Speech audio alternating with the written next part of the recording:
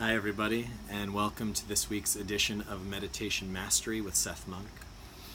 I received a message from one of the group members asking if I could talk specifically about a theme, and that theme is about letting go and moving on. And they referred me back to a story that I told and asked me if I could retell that story and then talk more about it. So the story that I was telling was about how I was a monk in the monastery for 8 years, and I went to the monastery because it really felt like the next right step for me to make. There was a lot of things that I needed to learn there. I needed really to have that time for myself. I needed to have that space. I needed to have some reflection, some guidance. And I kind of needed to become a normal person again, if that makes any sense. And over the time that I was there, I did a lot of healing, a lot of growing. I learned a lot. And at the end of 8 years, I really felt, okay, I feel like a healthy, strong person. I'm ready to go back into the world. And a lot of times we know why we make a decision. We know why we start making a decision, and it's right for us. But then why we continue holding that decision past the time it serves us. And that's the thing that we need to start looking at. I remember when I was in high school, there was this movie that came out called Can't Hardly Wait.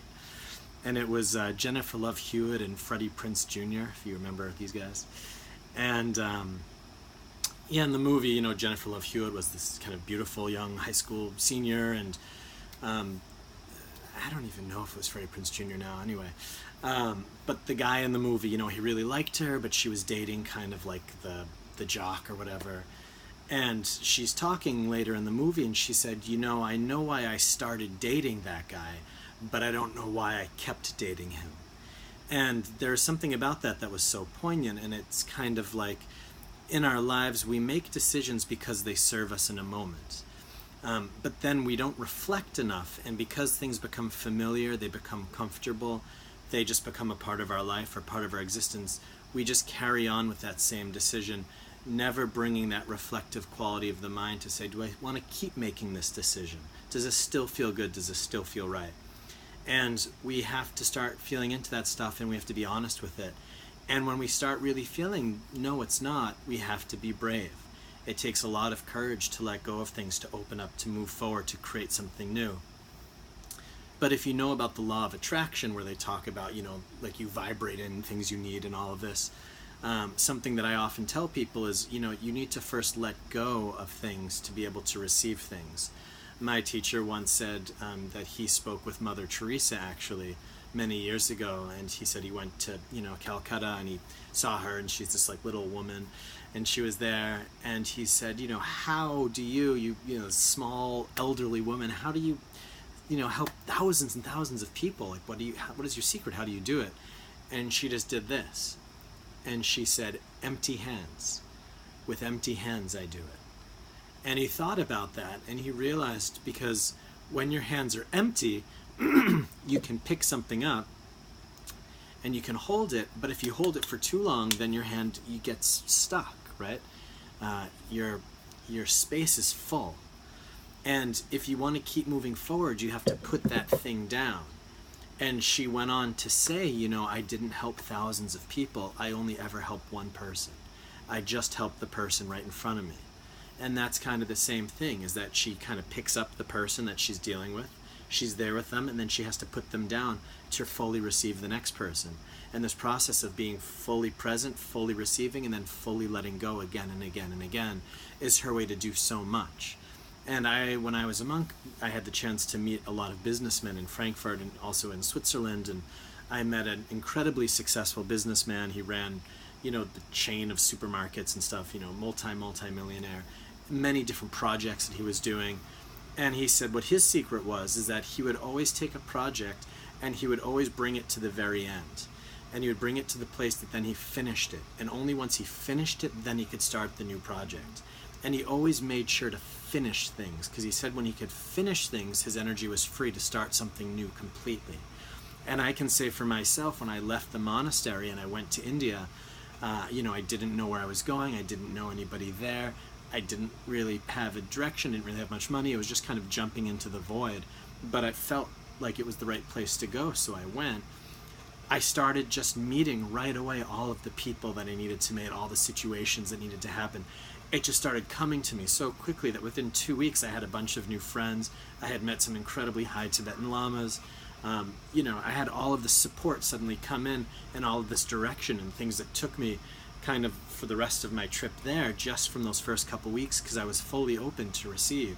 And I got all of the impulses I needed almost immediately. It happened so fast. And that's a mixture of my own intuition, feeling like this is the place that I need to go, but also being able to be fully open to receive is so important.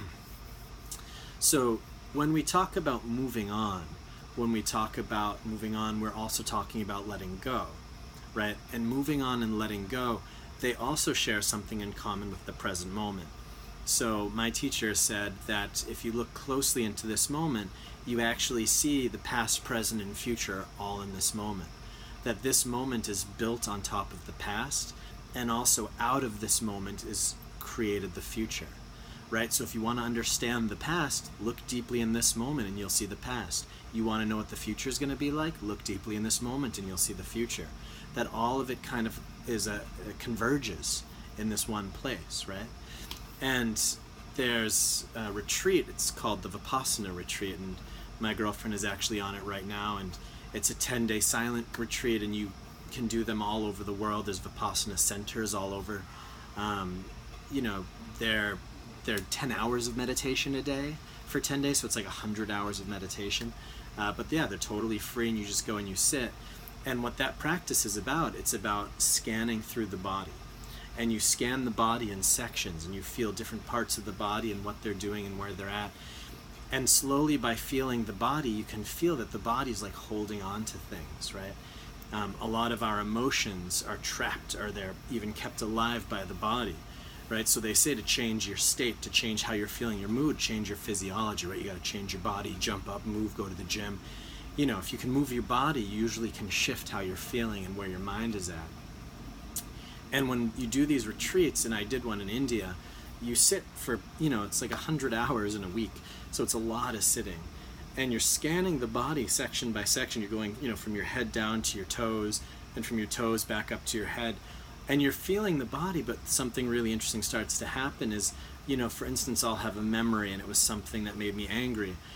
And I'll feel then that anger is like a tightness in my chest. And then I really go into that feeling of tightness in my chest, and it's like painful and it's kind of burning. And then I realize, well, why is there a tightness in the chest? Because I'm holding it there. And then I kind of release it, and then also the memory kind of moves past. And it's almost like you're building a kind of like immune system for yourself, or you're building like armor. Maybe that's even a better way to say it. Because the more that you just start going through your body and relaxing it, dropping in, you become less reactive to things that are happening. So, when I left that retreat and somebody said something to me that usually would trigger me, my body just stayed completely relaxed, and it was just kind of like it bounced right off. Because to really be reactive, you have to be physically reactive. It has to catch you physically. And if you cannot let situations and things catch you physically, they can't stick to you. They kind of just slide right off. And it's still this practice of, how can you stay in the present moment in a way that you actually find freedom? And again, so if I'm standing outside and somebody walked by and said, "You're a jerk," if my body tensed up when that happened, whether I suddenly felt afraid, like I was going to be attacked, or I felt, "Oh no, I'm not loved right now," right?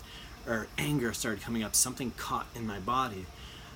That person had already left, and what I'm holding on to now, it's like the echo of the situation, right? The situation is already over, so I'm holding on to the past, right? And by holding on to the past, I'm going to probably create a future out of it, which would be maybe like revenge, like yelling back, "No, you're an idiot," or whatever. Versus if in the moment I could be fully present, that person says something to me, and because I just let it come in, as soon as they pass, as soon as the moment's over, I have no residue for that moment either. And so the practice of learning how to stay in the present moment, Eckhart Tolle talks about this a lot too, and the power of now, right? Because if you can really just stay in the now, even when something happens that's really difficult, if you could just stay in the now through that moment, that situation will pass, and the now becomes okay again. But usually we hold things for much longer than we have to. Usually we hold things much after they've already passed us, much after the situation has already left. We still hold on to things. And this is really important to look at, because when you meditate, that's the stuff that comes up. That's the stuff that you look at. That's the stuff that's spinning around in your mind. And, going back to that movie I was talking about, right, that there's this girl and she started dating somebody her freshman year because he was cool, but then they get older and then she's like, I don't really like this guy anymore. Why am I still dating him? If she doesn't have the personal power or the resolve to make that change, to say, you know what, I'm done with this, she would sit in meditation and she would feel agitated, she would feel anxious, she'd be thinking a lot about him, or she would start to get depressed. A lot of people that have depression, it's actually because there's a change in their life that they want to make, but they're not making it. They want to be in a different place than they are. They inside feel that they don't really match with what their life is, but they don't really know how to correct that. They don't know how to make their life come into line with what's going on inside of them. And if they really looked more deeply, they would see that maybe there's things that they need to let go of. Maybe there's things they need to shift. And simultaneously, there's things they need to call in, they need to build. And also, to make this a little less metaphysical, even just talking about it in terms of like the amount of energy, like the physical energy you have over the course of a day. If you have a job that doesn't serve you, if you're, working a 9 to 5 for something, that you started it because, you really needed the money, or it was interesting in some way, but now after however long, even years, you realize that this isn't really what you want to be doing. But if you're at a job that you don't want to be at all day long, you're going to get exhausted, that you're going to go there, you wake up, you go, you're at this job all day, you leave, and you're physically tired, you're like drained, that you don't even really have the energy to kind of think and invest into what else do I want to do, to put out those feelers and to kind of try to create.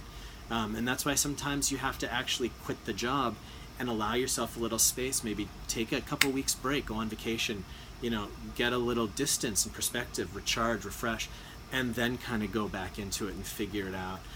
Because if we're full of something, we don't really know how to find the answers, and that's usually what prevents people from moving forwards, right? So like the girl in the movie, she was with this guy, and she knew she didn't really want to be with him, but she didn't really want to be alone necessarily, and she didn't know who she would rather be with. So she stayed with him because it feels like safe. And if you look at your life, it's the same thing. A lot of people tell me this with career especially, that they're in a career that they don't really like, but they don't have another career that they know, they don't have anywhere else to go. So they stay with this one and kind of hold on to it while kind of trying to peek around the edges of it to see if there's something else. But they're not really able to find it. And a lot of people, they just live their life day in and day out in a way that's not really fully fulfilling for them. And again, that bleeds into the meditation, because if you're living your life in a way that feels really discontent and disempowered, when you go into your meditation, oftentimes that's what's going to come up. And those are also oftentimes the people that quit and don't meditate, is because they don't like feeling that stuff, right? They're like, I already feel like a failure enough. Why do I want to deal with this again in meditation? But it's really because in their lives, they haven't created a place that feels good for them. So in their meditation, they don't feel good. And that's why also in Buddhism, you have to first create, the right conditions. You have to start living your life in a way that feels more inspired and uplifting and virtuous, that when you go into the meditation, your mind can drop in. If you're living a life that doesn't really work with you, that doesn't really speak with you, and you try to meditate, you can, and it's fine. But if you try to go longer and longer and longer in your meditations, or you try to meditate more often, it's going to start coming up strongly. And it's going to show itself to you, and it's going to, kind of force you to have to change. And that's, in a way, great if you can stick with the meditation practice, right? If you can really face yourself, as they say, right? That's what facing yourself means, is you have to look at what comes up, and you really have to face it, and not run away, not push it away, not judge it, not blame yourself, but actually just face it and say, okay, what is this, and what do I want to do about it? How do I want to move out of this? How do I want to move through it? Yeah, so it's really important to examine your life, examine what you're doing, examine how you feel, and see what makes sense, and see what am I still doing, what am I still holding on to that doesn't really make sense anymore, and what do I want to do differently. And one of the kind of secrets to actually moving forward and living a happy life is that it's on you. That there's a lot of waiting that we do. We often are kind of just like waiting and hoping. We think it's kind of like going to happen by chance maybe. But life is so much more proactive than we give it credit for usually. There's so much that's your own responsibility to do, that you need to, wake up, you need to eat something healthy, you need to go to the gym, you need to get outside, you need to sit and meditate, that it's really on you to do it. And you have to find that way to motivate yourself. Yeah, you have to find that way. How do I get myself to start living a life that feels happier? How do I shift into a direction that resonates more with where I want to go, what I want to do? How do I start building up some movement momentum that then I can leverage to also start moving the bigger pieces? And this is all tied in, and especially meditation being a practice of stillness and rest, it allows you to create that foundation. Meditation, I've found, is almost like the bottom of that movement, that you can sit there, you can rest, you really drop in with yourself fully. And from that place of being in your base, being in your ground, being in your foundation, then you come out of the meditation and then you can start moving forward because you know where you are.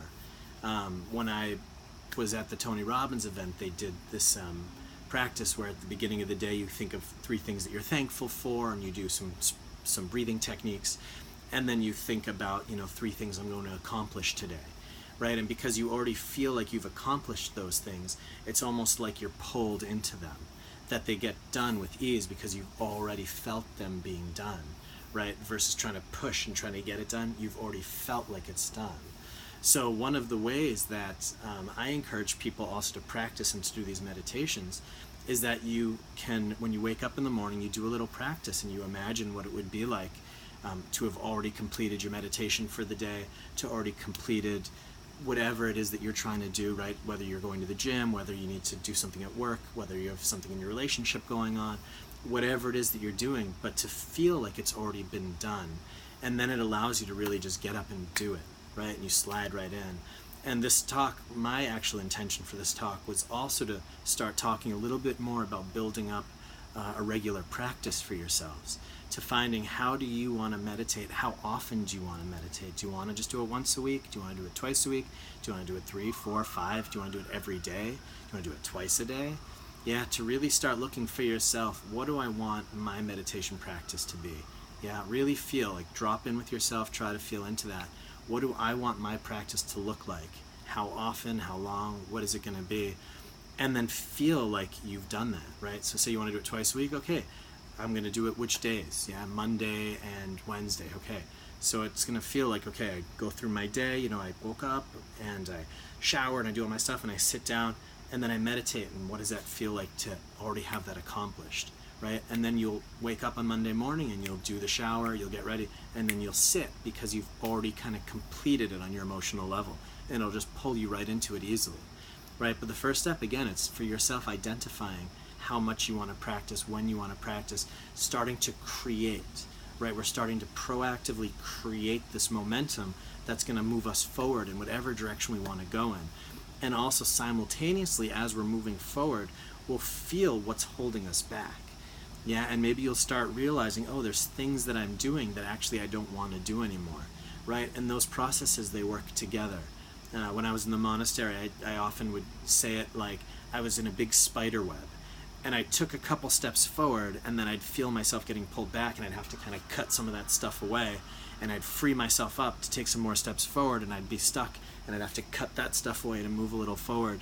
And so the process of moving forward and the process of letting things go, they work together. It's kind of the same process, that you're going to kind of take like a step or two forward, and you're going to feel what's trying to pull you back, and then you have to kind of correct those things, and then, okay, now I'm here as my new base state. Now I want to make a step forward again. Now I have to correct a couple more things to make this my next base state.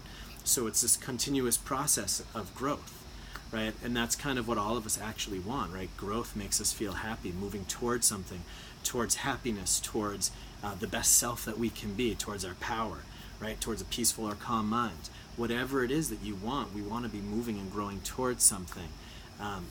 Stagnation, it breeds, it's like mold, right? It breeds discontentment, it breeds sickness and blockages. You want movement in your life, you want movement in yourself. Yeah, movement makes a lot of joy, a lot of the variety of things, right? It makes life interesting and exciting, and you learn more and you expand more, right? And you transform. And I think until we are, like an enlightened Buddha, we can always keep growing and keep transforming, that there's always more to do, always more to go.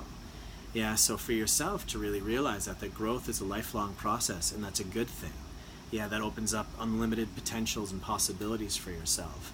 But to grow, you need to engage in the process of growth, which on one hand comes from this proactive movement, setting your target. Where do you want to go? And then there's that little trick. You can feel like you've already done it, and it'll help you achieve it quicker. And simultaneously, what are the things that I need to let go of behind me? What are the decisions that I've made in the past? And decisions can even be things like beliefs, right? Like, let's say that you grew up in a house with like a very dominating parent. So in your world, okay, I have to be kind of like meek and I can't show myself and stuff, and that's like the way to kind of get by in life. And that maybe made sense in your house, but now that you're an adult, that's kind of keeping you from really expressing yourself and being fully in your power and saying what you want and moving forward, right? And you have to kind of break through that belief because that's not you anymore. Yeah, and a lot of us carry these beliefs from our childhood, ways that we had to be in our households, way that we had to be to survive, to feel safe. But then we carried those into life, and we even built up a life around those beliefs, not realizing that stuff already changed. Yeah, and they talk often about, like in India, when they train elephants, they take baby elephants and they chain them to a sapling. And the baby elephant tries to pull and pull on that sapling, that little tree, it holds them in place. But the elephant gets bigger over time, but the tree doesn't really get that much bigger. But because the elephant already has in its mind that this tree is going to hold it, they don't even try to break free anymore, even though they could.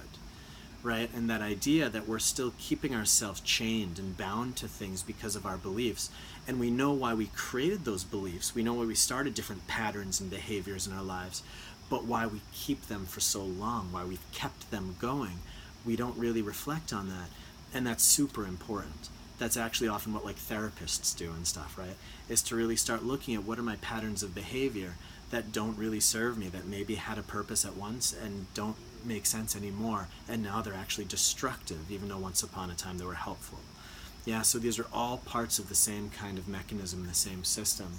And I really, really, really think that meditation as that kind of place of stillness, that quiet, that ground in the middle of all of that movement, it gives you that time just to stay, to sit, to feel yourself, to drop in, to be present, to really know where you're at, to then be able to move forward from that spot. And again, meditation, it's a great litmus test of how your mind is doing.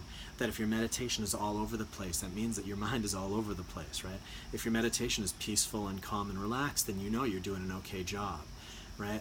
And that's like a good way to see, like, how is my life? Yeah, and if your meditation is consistently a mess, then you know I need to clean up my life. If your meditation is consistently calm and peaceful, you know that I'm doing a pretty good job, right? Because you're just taking that time to look directly at the mind in the meditation and see.